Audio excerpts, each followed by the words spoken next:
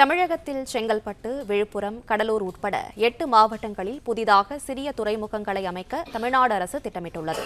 இதுகுறித்த மேலும் விவரங்களை செய்தியாளர் கார்த்திக் வழங்க கேட்கலாம். கார்த்திக், வணக்கம். மேலும் விவரங்களை சொல்லுங்க.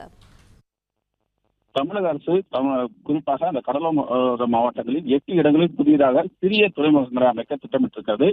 அந்த அடிப்படையில் செங்கல்பட்டு மாவட்டம், முகையூர், பனையூர் ஆகிய இடங்களிலும், அதே நேரத்தில் விழுப்புரம் மாவட்டத்தை பொறுத்தவரை மரக்காணம் பகுதியிலும், கடலூரை பொறுத்தவரை சிலம்பி மங்கலம் ஆகிய அந்த இடத்திலும் அமைக்க திட்டமிட்டிருக்கிறது. அதே போல மயிலாடுதுறையை பொறுத்தவரை வானகிரியிலும், நாகை பொறுத்தவரை விழுந்தமாவடியிலும், தூத்துக்குடியை பொறுத்தவரை பனாமாடு அந்த பகுதியிலும் என அந்த 8 இடங்களில் அமைப்பதற்கு சிறிய துறைமுகங்களை அமைத்து அதன் மூலமாக கடல் உணவுகள் உற்பத்தி மற்றும் ஏற்றுமதியை அதிகரிப்பதற்காக இந்த துறைமுகங்களானது அமைக்க தமிழக அரசு திட்டமிட்டிருக்கிறது.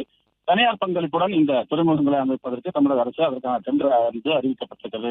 இந்த துறைமுகங்கள் அமைப்பதன் மூலமாக தமிழகத்தில் இருக்கக்கூடிய அந்த கடல் வாணிபம் அதிகரிக்கும். அதே நேரத்தில் உணவு உற்பத்தி, கடல் உணவு உற்பத்தி மற்றும் ஏற்றுமதி அதிகரித்து அதன் மூலமாக பொருளாதாரம், அந்த மீனவர்களுடைய பொருளாதாரம் அதிகரிக்கும் என்ற பட்சத்தில் தான் இந்த ஏற்பாடானது தமிழக அரசு செய்திருக்கிறது.